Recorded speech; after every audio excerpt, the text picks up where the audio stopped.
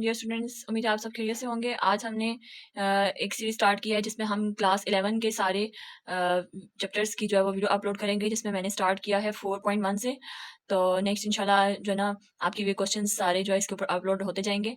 तो आज जो है वो हम लोग क्वेश्चन नंबर 6 करेंगे, क्योंकि हमने पहली वाली वीडियो में क्वेश्चन नंबर 1 से लेके 5 तक कर चुके हैं। और आप जो है मेरे चैनल को सब्सक्राइब करें ताकि आपको जो है मोर इस तरह की वीडियोस जो है वो मिलती रहें। और हम क्वेश्चन नंबर 6 पर जाने से पहले हम लोग पास्कल सीक्वेंस को डिस्कस करते हैं कि ये होता क्या है। पास्कल सीक्वेंस चाहिए या पास्कल ट्रायंगल भी इसको बोलते हैं। इसको कैसे देखते हैं हम कि यूँ आप ट्रायंगल में आप जो है ना 3 1 ड्रॉ करोगे, ठीक है? ये आप देख रहे हैं एक ट्रायंगल बन रही है, ठीक है? अब इन 2 ट्रायंगल्स को आपने आपस में प्लस इन 1 को प्लस करें तो आंसर क्या आपके पास आता है 2। अगेन फिर आपने दोबारा से इसके कॉर्नर पे जो है दोनों साइडों पे 1 लगा देने हैं। फिर आपने इस 1 को इस 2 को आपस में प्लस करके और इसके दरमियान में जो है वो नेक्स्ट लाइन में नंबर लिखना है, वो क्या आ जाएगा 3। अब इस 2 को और इस 1 को प्लस करें तो आंसर क्या आ जाता है आपके पास 3। अगेन आपने यहाँ पे 1 लिख देना है और इस कॉर्नर पे भी आपने 1 लिख देना है। अब आपने दोबारा से इसको प्लस करना है, 3 + 1 ये आपके पास क्या आ जाएगा 4। यहाँ पे प्लस करें तो आंसर क्या आ जाता है 6 और इस तरफ ये प्लस करें तो अगेन 4 आ जाता है। इसी लाइन में अब कॉर्नर पे दोबारा से आपने 1 और 1 लिखने हैं। ठीक है, ये बात आपको समझ में आ रही है? अच्छा, उसके बाद फिर 1 और 4 को प्लस करेंगे तो ये आपके पास क्या आ जाएगा, यहाँ पे 5 और इनको प्लस करने से 4 और 6 को प्लस करने से 10। अगेन 6 और 4 को प्लस करने से 10 और 4 और प्लस 1 को यहाँ पे क्या आ जाएगा 5। चलिए यहाँ पे दोबारा से 1 लगा देते हैं दोनों साइडों पे। अच्छा, उसके बाद फिर दोबारा यहाँ पे आ जाएगा 6 या ये बन जाएगा 15, इन दोनों को, और यहाँ पे बन जाएगा ये 20, ये बन जाएगा 15 और ये बन जाएगा 6। ठीक है, और ये 1। अब इसको यहीं तक इसी तरह ये एक ट्रायंगल चलता रहेगा। ठीक है, तो अब इसमें जो है ना जो इसका जनरल फार्मूला होता है वो क्या होता है, NCR, that is n factorial divided by n minus r factorial into r factorial. अब इसमें n क्या है, r क्या है? ओके, n जो है वो टोटल नंबर ऑफ रो है कि किस वाली रो। सबसे पहले मैं आपको बताती हूँ कि ये वाली जो रो है ये 0 रो होती है। This is row 1, this is row 2, this is row 3, this is row 4, ये वाली 5 हो जाएगी, इसी तरह ये वाली 6 हो जाएगी। ठीक है, अब हमने ये फाइंड आउट करना है कि इस 5 वाली रो में, ये वाली जो 5 है इस रो में ये क्या क्या आ रहे हैं। हमने फाइंड करना है कि इस जो 5th रो है इस 5th में जो है वो क्या इसका सीक्वेंस है। ठीक है, तो ये फाइंड करने के लिए आप देखें, अब यहाँ पे जो पास्कल जो ट्रायंगल ट्री है उससे हमें ये पता चल गया, ये 1 5 10 10 5 और ये 1 है, ये नंबर आ गए हैं जो कि एक सीक्वेंस को रिप्रेजेंट कर रहे हैं। अब इसी सीक्वेंस के नंबर्स को हमने इस फार्मूले से निकालना है। ठीक है, ये जो फार्मूला यूज करेंगे इस फार्मूले के अकॉर्डिंग यहाँ पे ये वाली जो वैल्यू आ जाएगी ये क्या हो जाएगी, n इक्वल्स टू 5 मीन्स के row number, this is your row number, और ये आपके पास क्या आ जाएगा, कॉलम नंबर मीन्स के, या जिसको हम बोल देते हैं कि कॉलम नंबर और आइटम नंबर मीन्स कि यहाँ पे ये वाली जो वैल्यू है ये r है, तो r पे यहाँ पे हम लिखते हैं फर्स्ट वाली के लिए 0, यहाँ पे आ जाएगा 5 1, दूसरे नंबर पे आ रही है, उसके बाद इस तरफ आ जाएंगे तो ये 5C2 हो जाएगी वैल्यू, ये वाली क्या हो जाएगी 5C3 हो जाएगी, ये वाली वैल्यू क्या आ जाएगी 5C4 और ये वाली वैल्यू क्या आ जाएगी 5C5। चलें, अब इसके अकॉर्डिंग जो है अब हम लोग ये जब इस फार्मूले में डाल के यहाँ पे हम लिखेंगे 5C0, उसकी वैल्यू आ जाएगी यहाँ पे 1। अब 5C1 लिखेंगे तो 5 आ जाएगी, 5C2 लिखेंगे तो यहाँ पे 10 आ रहा होगा, 5C3 लिखेंगे तो यहाँ पे 10 आ रहा होगा, अगेन 5C4 लिखेंगे तो यहाँ पे 5 आ रहा होगा, उसके बाद 5C5 लिखेंगे तो आंसर क्या आ रहा होगा 1। चलिए अब हम इसको चेक करते हैं कि क्या वाकई में ऐसा आ रहा है। तो हम लिखते हैं यहाँ पे 5C0, तो हमारे पास क्या हो जाएगा यहाँ पे 5 factorial divided by 5 minus 0 factorial and 0 factorial, क्योंकि r की वैल्यू यहाँ पे क्या है 0, तो ये आ जाता है 5 फैक्टोरियल, 5 माइनस 0 फैक्टोरियल क्या हो जाता है 5 फैक्टोरियल अगेन, और 0 फैक्टोरियल क्या हो जाता है 1। तो ये 5 फैक्टोरियल से कैंसिल हो जाएगा, यहाँ पे आंसर 1 आ जाएगा। अब आप यहाँ से ये देख लें कि आपके पास 5C0 की वैल्यू क्या आ गई है 1। अब आपने 5C1 के ऊपर जाना है, 5C1 के लिए 5 factorial divided by 5 minus 1 factorial and 1 factorial. ठीक है, तो ये आप 5 फैक्टोरियल इसको सॉल्व करेंगे, 5 minus 1 this is 4 factorial and this is 1 factorial. अब इसको मजीद सिंप्लीफाई करें तो हमारे पास क्या आ जाता है, 5 फैक्टोरियल को हम लोग 4 फैक्टोरियल तक ओपन कर सकते हैं, क्योंकि हमारे पास नीचे भी 4 फैक्टोरियल है, तो हम इजीली इसको क्रॉस कर देंगे, ऊपर नीचे वैल्यूज कैंसिल हो जाएंगी, हमारे पास आंसर क्या बचेगा 5। अब ये आप देखें यहाँ पे 5C1 की वैल्यू यहाँ पे 1 थी, 5C0 की वैल्यू 1, 5C1 की वैल्यू क्या आ गई है यहाँ पे 5 आ गई है। ठीक है, ये देखें ये वैल्यूज उसी तरह आती जा रही हैं। ठीक है, नेक्स्ट हम करते हैं 5C 5c2 की वैल्यू 5c2 में 5 factorial divided by 5 minus 2 2 factorial and this is 2 factorial 5 factorial divided by this is 3 factorial and 2 factorial okay 5 factorial को आप इस तरह करें 3 factorial तक ओपन कर लें 5 factorial 5 मल्टीप्लाई 4 इंटू 3 factorial ठीक है। इसको से ये सिंप्लीफाई करने का ऐसे तरीका होता है कि जब भी हम ने देखना हो कि हम ऊपर नीचे कोई कटिंग हो रही है तो हम उतने फैक्टोरियल्स तक उसको ओपन करके वहाँ से जो है ना उसकी वैल्यूज़ निकाल। अब ये 5 4 कितने टाइम्स 5 4 20 हो जाएगा और नीचे 2 फैक्टोरियल को आप ओपन करेंगे 2 मल्टीप्लाई 1।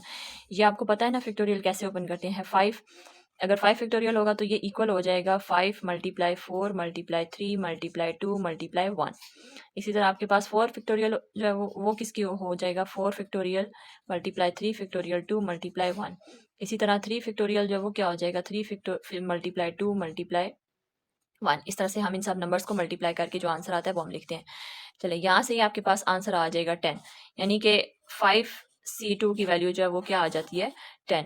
तो जब अब देखिए आपने यहाँ से देखा है जब आपने 5c0 है 1 है 5c1 यहाँ से अब देखें पास्कल जो ट्राइंगल है इसके थ्रू हम जो है वो इस सीक्वेंस को इजीली फाइंड कर सकते हैं।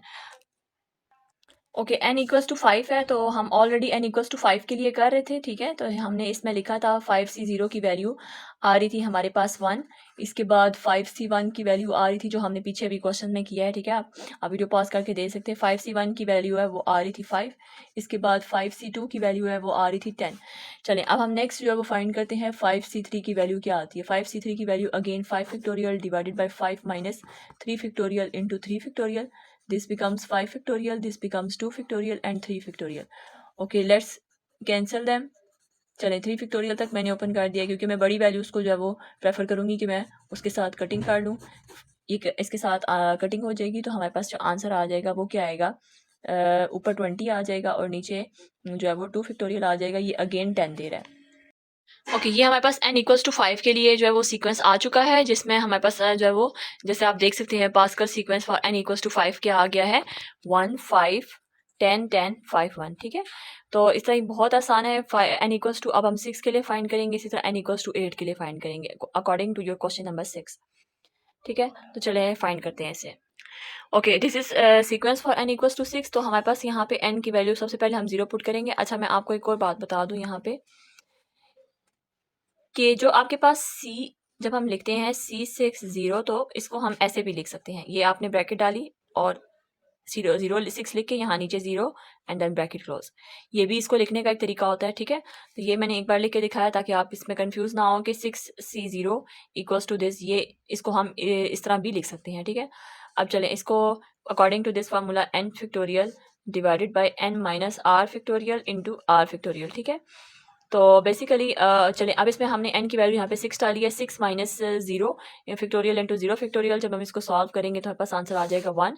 इसी तरह 6c1 आ जाएगा आंसर क्या आ जाएगा हमारे पास 6 6c2 जो है उसका आंसर क्या आ जाएगा 15 6c3 का आंसर क्या आ जाएगा यहाँ पे 20। चले 6c4 मैं आपको यहाँ पे करके दिखाती हूँ 6 minus 4 factorial into 4 factorial. Okay 6 factorial है तो हम इसे यहाँ पे ओपन कर सकते हैं। ये आ जाएगा 2 फैक्टोरियल दिस इज़ 4 फैक्टोरियल। चलें 6 फैक्टोरियल को मैं 4 तक ओपन कर लूँ। 4 फैक्टोरियल तक हम ओपन कर लेंगे ताकि वो 4 फैक्टोरियल जो है वो इजीली उस पर कैंसिल हो जाए।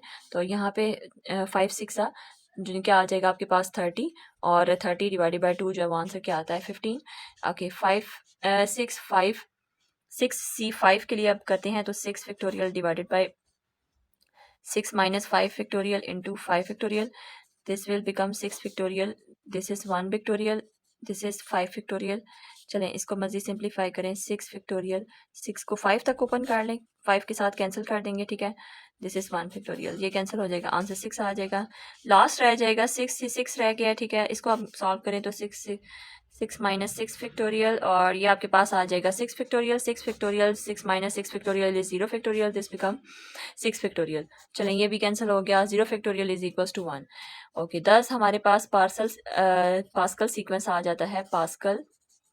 Pascal sequence is this is यहाँ पे ऊपर ये क्या है 1 6 15 और ये हम लिखेंगे इसको 1 6 15 20 15 6 और ये 1। तो n इक्वल्स टू ये आपके पास पास्कल सीक्वेंस आ गया है फॉर n इक्वल्स टू 6 के लिए, ठीक है। अब हम करेंगे फॉर n इक्वल्स टू 8 के लिए, ठीक है। सेम इसी मेथड से होगा, इसी फार्मूले से होगा, just for n equals to n की जगह जो है वो आपने क्या पुट करना है, 8 पुट करना है। चलें, अब हम n इक्वल्स टू 8 के लिए ये मैंने सारी वैल्यूज़ लिख ली ताकि हम लोग जो है वो ज़्यादा टाइम सेव कर सकें। अच्छा, इसमें देखिए आप जैसे फार्मूले के अकॉर्डिंग है 8c0 है, तो 8c0 की क्या क्या फैक्टोरियल है, 8 factorial divided by 8 minus 0 8 minus 0 और 0 फैक्टोरियल, ठीक है।